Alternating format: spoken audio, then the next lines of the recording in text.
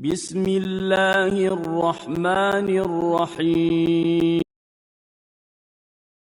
Barat sesungguhnya adalah letak atau arah geografis, tetapi dalam konteks peradaban letak geografis bukan merupakan hal relevan untuk dijadikan acuan dalam mendefinisikan sesuatu. Samuel Huntington ketika ditanya tentang apa itu Barat, ia menjawab bahwa Barat sebenarnya adalah kumpulan negara yang secara historis menjadi bagian dari Imperium Kristen sejak 1000 tahun yang lalu atau lebih. Menurutnya, negara-negara Barat adalah Amerika Serikat, Amerika Utara dan Eropa, serta Eropa Barat dan bekas blok Rusia. Kriteria ini nampaknya belum dapat menjadi acuan yang tepat sebab orang-orang Kristen Syria yang pernah menjadi bagian dari Imperium Kristen tidak disebut Barat.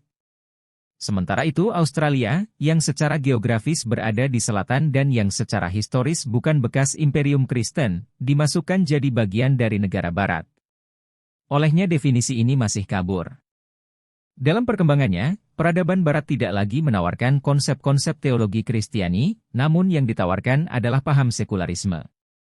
Saat itu agama telah ditinggalkan dan teknologi dijadikan sesuatu yang sentral. Profesor Dr. S.M. Naqvib Al-Ettas menjelaskan bagaimana Kristen Barat bisa menjadi sekuler dan bagaimana sikap para tokoh agama mereka. Beliau menjelaskan akibat dari menerima sekularisme ini bagi konsep teologi Kristen. Sebab itu, Kristen benar-benar telah masuk ke dalam milieu kultural Barat sehingga negara-negara yang dikelompokkan oleh Huntington sebagai kelompok negara Barat sejatinya hanya sekedar bekas Imperium Kristen. Sebab yang selanjutnya muncul dan dominan menjadi tiang kebudayaan Barat adalah paham sekularisme dan bukan agama Kristen. Karena Kristen tidak dapat lagi menolak konsep-konsep Barat, khususnya sekularisme, terpaksa konsep ini dicarikan justifikasinya dari ajaran Kristen. Di antara upaya yang sangat terkenal di kalangan Kristen Protestan waktu itu dilakukan oleh Harvey Cox pada tahun 60-an dalam bukunya yang sangat terkenal The Secular City.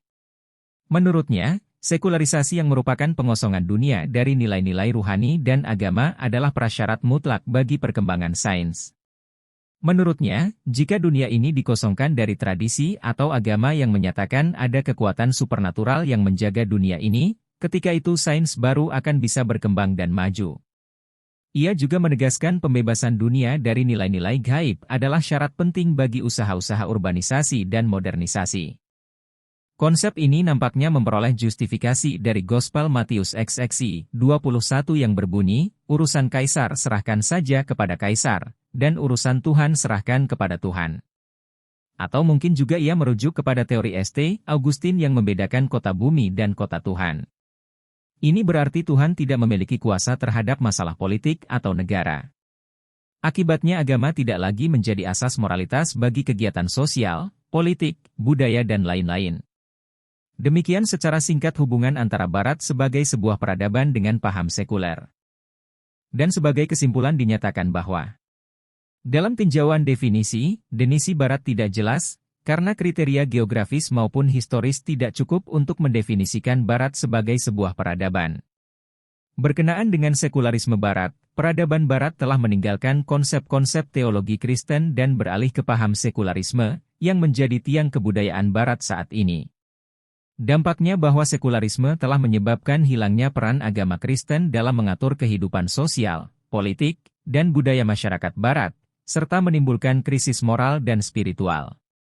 Hal demikian menjadikan Kristen Barat menghadapi tantangan besar untuk mempertahankan identitas dan perannya dalam masyarakat yang semakin sekular, termasuk upaya mencari justifikasi Kristen bagi sekularisme.